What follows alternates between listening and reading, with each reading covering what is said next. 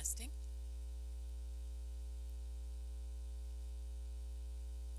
Hello, everybody, and welcome to the Extraordinary Talk Show this Monday.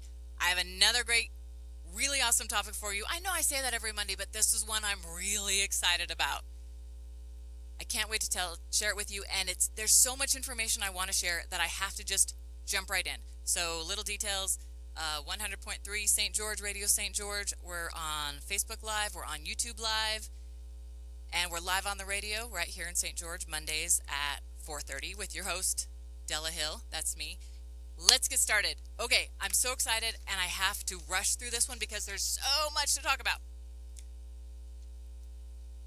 Today's topic is rapid, massive brain transformation.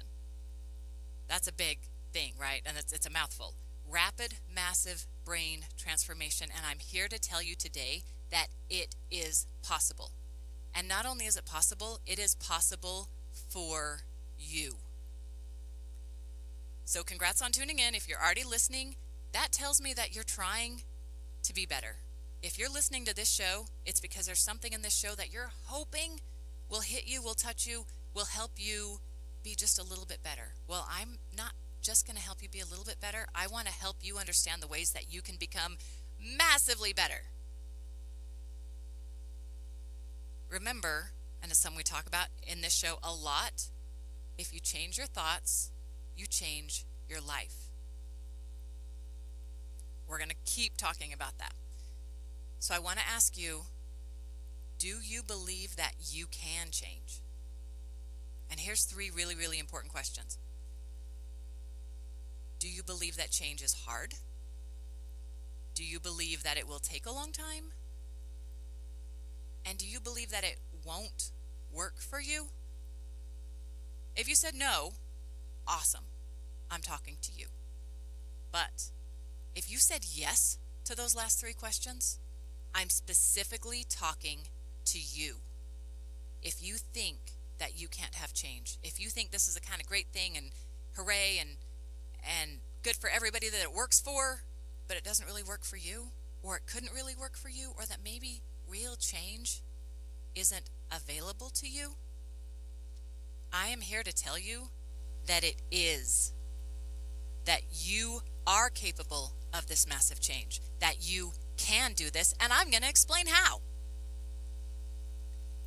Let's talk about your brain, because that's really where the problem areas are and the amazing areas are. Your brain is so full of amazing awesomeness. Your brain is more than your thoughts. Your brain is a lot of chemicals. We're going to talk about your thoughts in a minute. Your brain is phenomenal. Do you know that your brain only makes up about 2% of your body weight, but it uses 25% of the calories that you take in? 2% of your body weight, yet if you're eating 2,000 calories a day, 500 of those calories are going to your brain. Your brain requires the sugar and the ketones in order to function. Your brain requires a lot of other things in order to function. You have over 2 trillion neurons in your brain, and neurons are the little cells that speak to each other electronically. They're pretty freaking awesome. But they also can, in ways that we haven't understood previously, they can work against us. We're going to talk about how to make them work for you. Do you realize that on all those trillion neurons, more than 2 trillion neurons, each of them have a massive number of receptors, and those receptors connect to each other and send messages electronically to each other? You have more connections between the neurons in your brain than there are stars in the universe. You have a universe inside your head. If that's not amazing to you already, I don't know what else I can say that will be. But keep checking, because stay with me, because there might be something. Here's a really critical thing, and you've probably heard me say it before, and I'm going to say it again probably in this show. Neurons that fire together wire together. So you've got these 2 trillion neurons, and the ones that you use regularly, like a muscle, are the ones that are the strongest. The problem with that is some of those neuron pathways are negative, are telling you negative things and making you believe negative things. And remember, we've talked about before how in the time that you're 0 to 7, your brain is basically in jelly state. It is still growing, it is still developing, the whole thing hasn't even built itself yet, and it's in download mode. It's jelly. It's like Jello. You know, if you're the kind of person, I live in Utah, so we love Jello here in Utah, and if you're the kind of person that likes to mix in stuff to your Jello, you don't want it floating at the top. So you have to get the Jello when you make it in the fridge for a couple of hours, and then pull it out while it's still malleable, while it's still soft, while it's still able to be stirred. And at this point, it's thick enough that you can put the add-ins in, and they're not going to float right to the top, and they're not going to float right to the bottom. They're going to stay suspended. That's where we want them. However, if you wait too long, if you put that Jello in the fridge and wait too long, then the Jello becomes hardened, and if you stick a spoon in it, you're going to cut it, which is fine if you're ready to eat it. But if your goal is to put in add-ins, make it better, you got to do that while it's in jelly state. And your brain is in jelly state for the first 7 years of your life, which is why we download these limiting beliefs that stay with us for our entire life. So let's say that when you're 2 years old, your diaper's wet and you're hungry, but your mom is sick and she can't take care of you, or maybe even worse, she might say something awful to you. That goes to your sense of security, your sense of self. And the fact that your mom wasn't able to provide for you in that moment creates a belief in your head that if you were good enough, maybe mom would have helped you. Therefore, you must not be good enough. And that belief goes into that jelly brain, fires and wires and paves itself into place.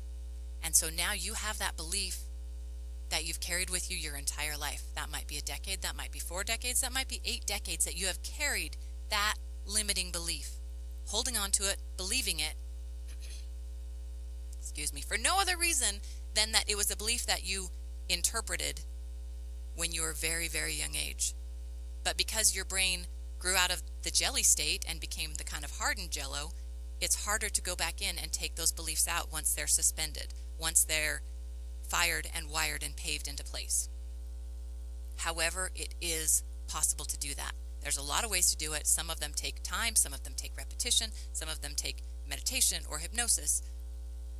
There are also ways it can be done massively, rapidly. And I have my theory for you on that I'm going to share with you. So realize that your brain is mostly water, and if you know anything about electricity and how electricity is conducted, electricity does conduct through water, which is why you don't want to be standing in a puddle when there's a lightning storm. However, electricity goes even better through water if there's salt water, if there's salt in that water. And guess what we have in our bodies? We have salt. We call it sodium, which is why your doctor might tell you to eat less sodium, or on occasion even tell you to eat more sodium. Because if you don't have sodium in your brain, those electrons cannot send their electronic signal to each other, and your brain can die. It's a problem with marathon runners because they sweat out all the sodium in their body. They become hyponatremic, which means no sodium or very low sodium, and they cannot function. It can kill a person. It's only something that you have to worry about if you're probably running marathons or getting super dehydrated. Stay hydrated, take salt, you'll be good. But the point is, your brain works better when there's just the right balance of salt in your brain. Also, I mentioned that your brain uses up 25% of the calories that you take in. That means your brain needs sugar and ketones. And you've probably had a day in your life where you didn't get enough to eat. You noticed that your brain was a little bit foggy. You noticed you couldn't think as clear. Maybe you're a little bit irritable. And if it hasn't happened to you, because I'm sure I've never had a day like that, I have, you know it's happened to someone else around you. You notice when that person, maybe it's your child, your spouse, whatever, when their blood sugar is low and they get cranky. And it's something that they may realize or may not realize. But the point is, it's another chemical that matters in the brain in order for the brain to function. Your brain needs sugar, water, and salt, and your brain makes a whole bunch of chemicals all on its own. And there's also like hormones and all kinds of other things. We're not going to go into those today because I just don't have enough time. Let's talk about the really great brain chemicals. We got serotonin, which is the happiness chemical. It's also, and this is important guys, highly connected to your self-esteem. If you don't have enough serotonin in your brain, chances are you're just going to feel crappy about yourself. By building your serotonin in regular, constructive, long-lasting ways, you can change the way that your brain believes about you. Just by affecting your serotonin levels, your brain can like you better. You can realize that you're a better person because your brain is getting that chemical.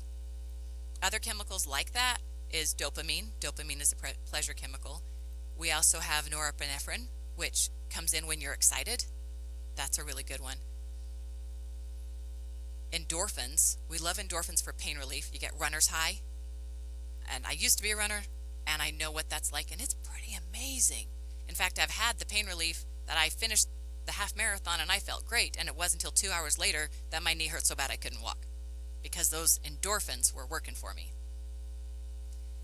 Another one is oxytocin. All of these chemicals are chemicals that can be released in your brain under certain circumstances. Okay, oxytocin is one of my favorites, and it's one of my favorites because I used to work in labor and delivery. And in labor and delivery, we often give oxytocin to mothers who are in labor. We only do that if they are not producing enough oxytocin on their own to go into labor on their own. So what happens when a woman is in labor, the flood of oxytocin that's going through her body causes her uterus to contract, which causes her to be able to push the baby out, basically. But it has a much, much better benefit than that. Or equally beneficial to that, because it's very important to get the baby out. Once the baby arrives, mother is now drenched internally in her brain and her body with oxytocin. This is critical, and I'll tell you why. For the same reason that God made babies, puppies, and kittens cute, God made babies, puppies, and kittens cute so we wouldn't kill them. Let's be honest. Because babies, puppies, and kittens, we love them, but they cry a lot, they're hungry, they're very needy, they need a lot of time and attention. And if that mother does not have a connection to that baby, chances are she's not going to be able to bond with it the way that she needs to, and she's not going to be able to care for it in the manner that she really should be able to. So when the baby is born, mom's still flooded with oxytocin. The best thing that can happen is for mom to hold that baby skin to skin right up against her and start the bonding process. Because of that flood of oxytocin, it allows mom to look at this tiny human that she's never seen before and create an emotional connection that will last for life.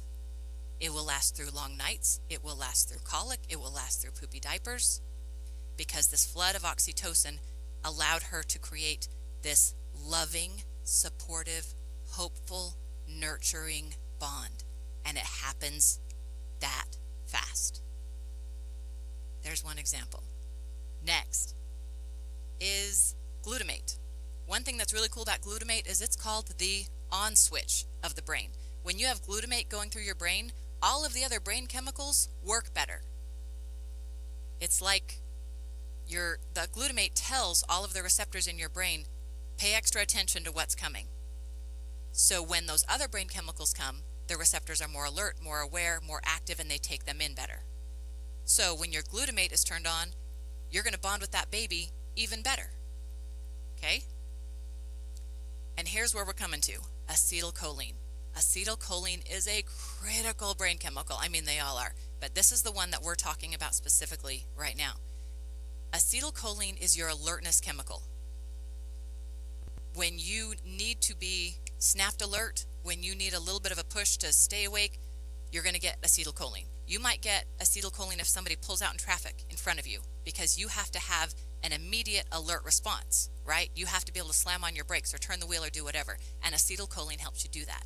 That's one way acetylcholine is awesome. Acetylcholine is also connected to memories. Now I want you to think about your childhood memories. Do you have any boring childhood memories, things that you can still remember? Do you remember what you had for breakfast on this day when you were 5? Unless it was your birthday and there was something specific connected to it, I'm guessing you cannot remember that. And that is because where there is no emotion, there is no acetylcholine. When you have emotion, acetylcholine is released in your brain, and when acetylcholine is released in your brain, it allows you to pave new neural pathways.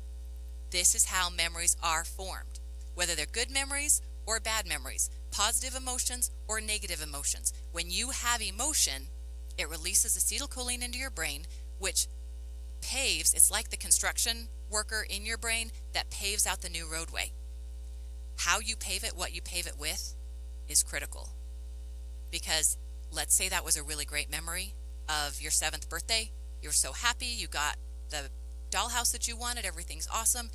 You're going to have such positive chemicals. The acetylcholine is going to dump into your brain, and it will create the pathway for that memory, which allows you to call on that memory again years and years and years later. Now let's say it was your 7th birthday, everything was great, you got your dollhouse, and then your dad came in and started yelling and embarrassed you in front of your friends. I guarantee that's also going to dump acetylcholine into your brain, and you're going to remember that too. Problem with that is now that brain pathway is paved with hurt and embarrassment and shame. So instead of being a happy memory, it's now a very sad memory. Now, let's consider that was maybe your 7th birthday. What if, let's talk about a soldier. We're going to talk PTSD, okay? What causes PTSD?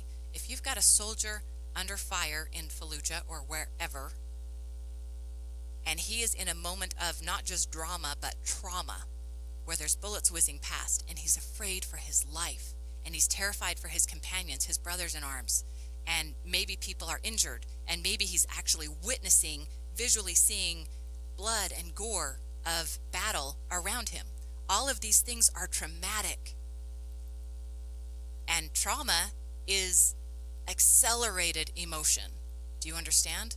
So when you have emotion, you get acetylcholine in the brain. When you have trauma, you get accelerated acetylcholine in the brain, dumps of acetylcholine in the brain. And if you can remember that 7th birthday party when your dad got mad and yelled and embarrassed you in front of your friends because that little bit of acetylcholine paved that pathway, what do you think happens when a huge dump of acetylcholine dumps a huge pathway, and the only thing you have in your brain to pave that pathway with is fear and scarcity and hurt and trauma? How do you think that brain pathway is going to be paved? On the other hand, because memories can be both good and bad, right? The emotions can be positive and negative. If you can take advantage of that time, when you have that massive dump of acetylcholine into your brain is put in jelly state, just like when you were 0 to 7, except this time you only get a snapshot. You don't get 7 years of it. You might get a few moments. You might get a day. Depending on how traumatic the experience is and how long the traumatic experience lasts, you might get a few days of it. But it's up to you in this moment to pave the new pathways. Because if you sit back, chances are the fear is going to come in, the hurt is going to come in, the trauma, the scarcity, the not enoughness. That's what's going to pave that brain pathway, and that is not what you want to have paving your brain pathway.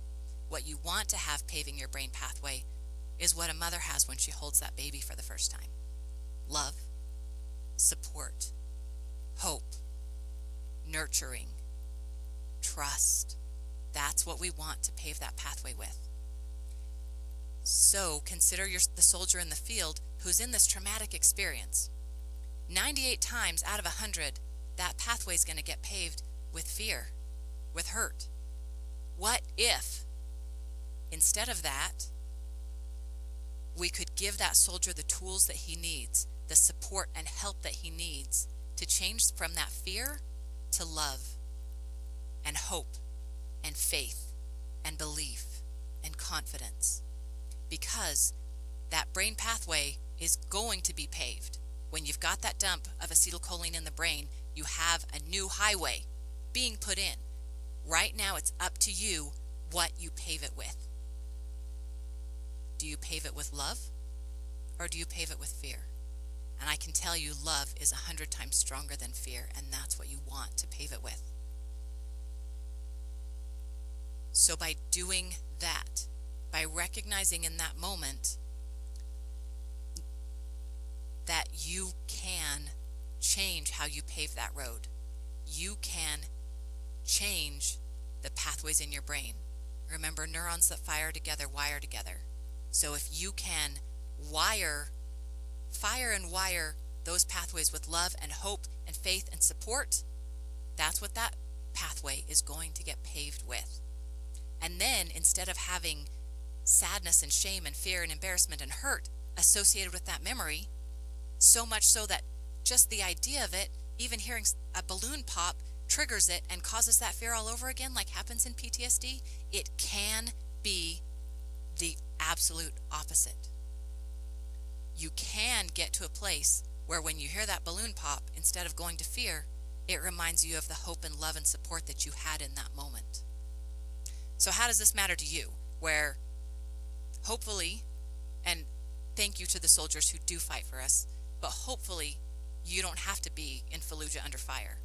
However, you in your life, on a day-to-day basis, experience emotions, which dump acetylcholine into your brain, and on occasion, you experience severe drama or even severe trauma, which also dumps acetylcholine into your brain, jellifying it and allowing you to rewrite those pathways, repave those pathways. The hard part is you got to recognize it. The second hard part is you got to do it. But guys, I'm calling it a hard part. It's not as hard as it sounds. You can do this. You can use the chemicals in your brain as a tool to repave your pathways. You can change those pathways from fear and hurt to love and support. You can change those pathways of shame and embarrassment to hope and nurturing. You can do it, and I know you can do it because I've seen it happen. It's possible. Now, I'm only talking about one way that you can massively transform your brain, which many people, many scientists and doctors will tell you isn't possible. I'm not even talking about the only way that this is done. You guys may know that I am a hypnotist, and in hypnosis, if you can go back and effectively do the same thing with different tools, you can change and heal those brain pathways almost instantaneously. There's other forms of plant medicine. Some of these are a little bit out there, and some of them you even have to go out of the country to use, but there's a thing called ayahuasca, which anybody that's ever done that can tell you the massive transformation that they had overnight. This is not the only way to change your brain instantly. My biggest point is that it's possible. My second point is you can do it. Now, we know we don't want to have you be in great trauma to do that. If you find yourself in great trauma, find yourself the tools and support to pave your pathway the right way. But you can do it with every memory.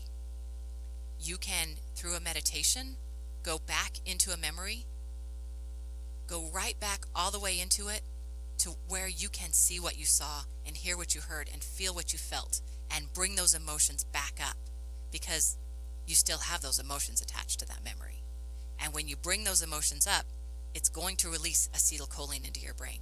And when you release acetylcholine into your brain, you can immediately grasp onto those positive tools of love and hope and support and pave your new pathway with those tools. And if you're doing this on your own, start small. Start with the little things and build your way up.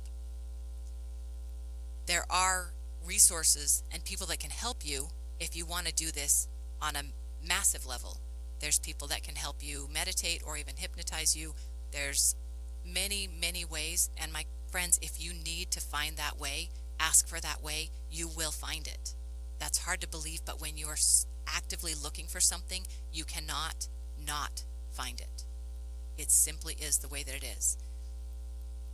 And if PTSD can be caused in a moment, it can be healed in a moment. The trick is to find the way that works, but it's not as hard as you think. It's not going to take as long as you think, and it can and will work for you.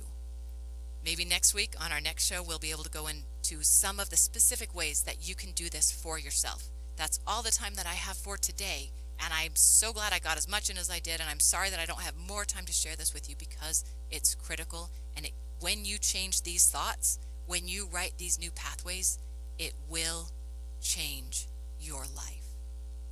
And if I can, I want to help you with that. I'm out of time. This is Della with the Extraordinary Talk Show. Thank you for listening, and I hope, I pray that some of what I'm saying sinks in with some of that with some of that acetylcholine and sticks. Have an awesome week. I'll see you next time.